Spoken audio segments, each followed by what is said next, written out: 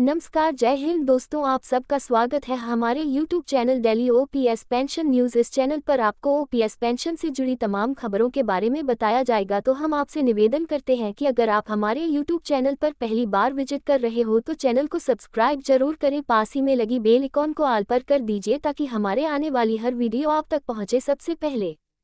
NPS vs ops राष्ट्रीय pension योजना में संशोधन कर सकती है मोदी सरकार, कर्मचारियों को मिलेगा पुरानी स्कीम जैसा लाभ। National pension scheme amendment. केंद्र सरकार इस साल के अंत तक राष्ट्रीय पेंशन योजना NPS में संशोधन कर सकती है। पेंशन का मुद्दा विवाद का मुद्दा बन गया है, खासकर जब विपक्षी शासन वाले राज्यों में पुरानी पेंशन योजना ऑप्स वापस लागू कर दी गई है और लोगों की भी यही मांग थी। केंद्र सरकार इस साल के अंत तक राष्ट्रीय पेंशन योजना NPS में संशोधन कर सकती है। एक अखबार की रिपोर्ट में सूत्रों के हवाले से कहा गया है, वर्तमान में मामले की जांच कर रही एक उच्च स्तरीय समिति की सिफारिशों पर सरकार बदलाव करने जा रही है, जिसका उद्देश्य ये गारंटी देना है कि कर्मचारियों को उनके अंतिम वेतन के आधार पर कम से कम 40-45% सेवानिवृत्ति भुगतान मिले।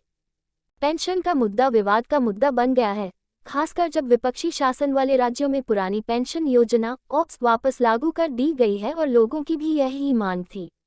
कई रिपोर्टों की माने तो ऑप्स के तहत पेंशनभोगियों को सेवानिवृत्ति के समय उनके वेतन के 50% के बराबर मासिक लाभ मिलता है। हालांकि हम इसकी पुष्टि नहीं करते हैं। NPS कब शुरू हुई? 2004 में शुरू की गई NPS ऑप्स के विपरीत गारंटीशुदा आधार राशि के बिना बाजार लिंक मॉडल पर काम करती है, जिसमें कर्मचारी योगदान की आवश्यकता नहीं होती है। NPS में कर्मचारी अपने वेतन का 10% योगदान करते हैं, जबकि सरकार 14% योगदान देती है, जिससे अधिक अनुकूल पेंशन योजना पर चल रही बहस तेज हो गई है। मुख्य बात यह है कि गारंटीशुदा आधार की अनुपस्थिति और अनिवार्य कर्मचारी योगदान इस चल रही चर्चा का मूल है।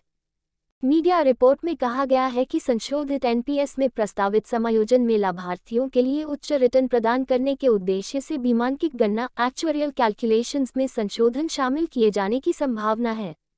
साथ ही ये समायोजन पेंशन योजना के भीतर योगदान के अधिक संतुलित और अनुकूलित वितरण को सुनिश्चित करना चाहते हैं, जिसका लक्ष्य इसमें शामिल हितधारकों के लिए समग्र प्रभावशीलता और लाभों को बढ़ाना है। NPS का क्या लाभ है? NPS के तहत सेवानिवृत्त लोगों के पास सेवानिवृत्ति के समय संचित राशि का 60% कर मुक्त निकालने का विकल्प होता।